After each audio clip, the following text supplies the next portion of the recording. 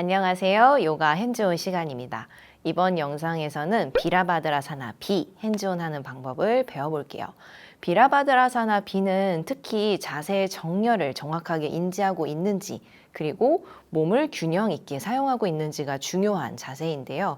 수련자가 정확하게 인지할 수 있도록 도와주는 핸즈온을 주로 하실 수가 있을 거예요. 한번 비라바드라사나 비 자세를 해볼까요? 보통 비라바드라사나 비 자세를 하면 손끝을 시선을 두기 때문에 상체가 손을 따라서 앞으로 많이 기울어져 있는 걸 볼 수가 있어요.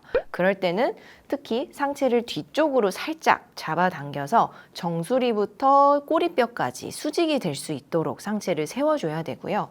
또 옆구리, 갈비뼈 측면을 너무 밀고 있는 경우도 있어요. 이럴 때는 옆구리 측면이 다시 제자리로 돌아와서 중립, 선상에 있을 수 있도록 핸즈온을 해줄 수 있겠죠. 이때는 특히 여성분들의 경우에는 가슴 옆을 만져야 하잖아요. 그래서 너무 손으로 이렇게 감싸 쥐듯이 잡는 것보다는 면적을 조금 적게 터치가 될 수 있도록 몸에 닿는 면적이 적을 수 있도록 핸즈온을 해주시는 게 좋겠죠. 그리고 상체가 앞으로 쏠려 있을 때는 팔을 잡고 당겨줄 수 있는데요. 이때 손이나 손목을 잡고 이렇게 당기는 것보다는 팔을 좀 더 안정적으로 잡아주고 한 손은 골반을 짚은 다음에 상체를 세울 수 있도록 해주시는 방법이 좋겠죠.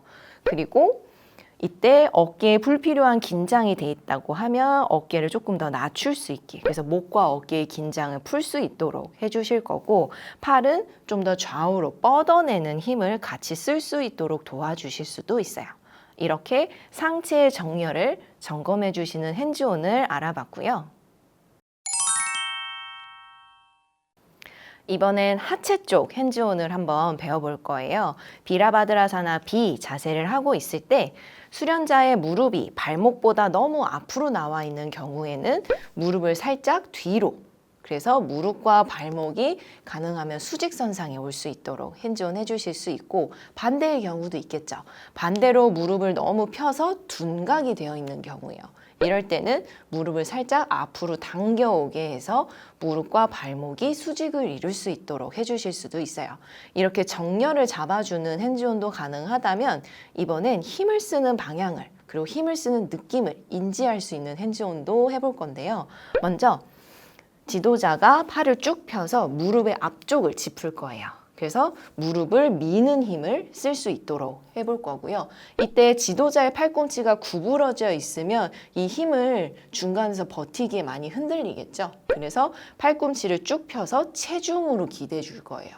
지도자가 미는 힘을 쓰는 게 아니라 체중으로 버티는 힘만 써주시면 되고요.